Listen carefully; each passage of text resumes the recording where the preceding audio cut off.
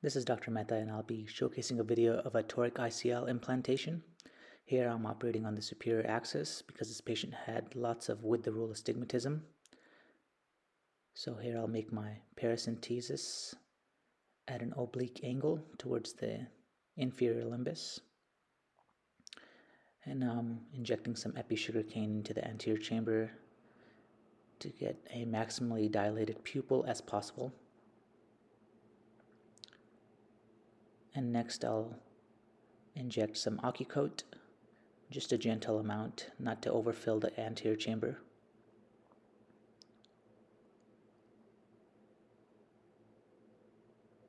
And now I'll do the main incision. This is the 3.0 millimeter incision.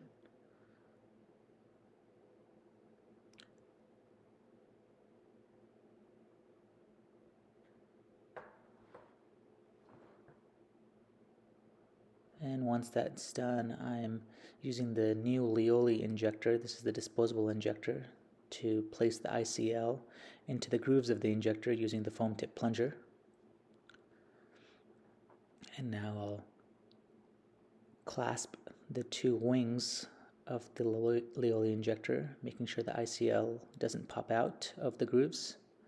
And you'll hear an audible click when it's closed. And now I'm injecting the ICL into the anterior chamber. Here I'm trying to ensure that the ICL opens up flat,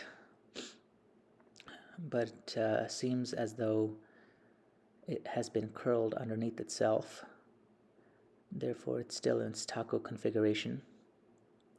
And I'm trying to move my wrist back and forth in order to get this to unfurl. There it goes a little bit on the temporal aspect, but it's still folded over onto itself, so I'll just use the oxycoat cannula and apply some oxycoat to help flatten this ICL. And there it goes.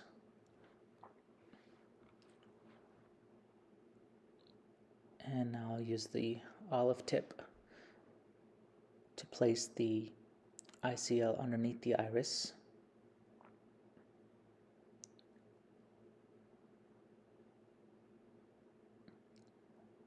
I want to make sure I'm not over the optic. So I go distally. There's the distal edge and the proximal edge. And now I'll go through the main wound and do the same thing. In this case, I actually have Dr. Scott Barnes from Star Surgical assisting me on this case.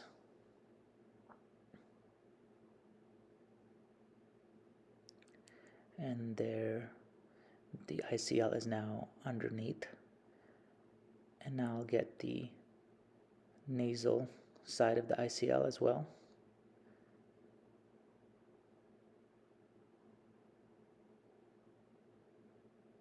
And now all four sides are underneath the iris. Go back through the main wound, and now we'll position the ICL onto the pre-marked meridian, our desired meridian, to fix his large astigmatism. Now I'll irrigate out the oxycoat by pointing my irrigation cannula towards the inferior limbus and creating a circular fluid wave.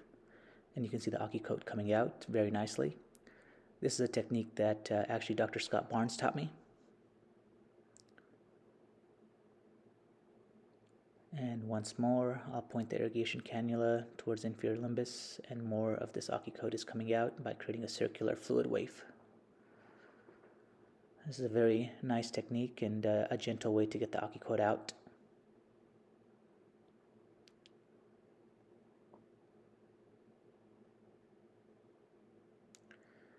I'll irrigate my main wound, and we'll go back once more through the paracentesis wound to get some more of this oxycoat out of the AC.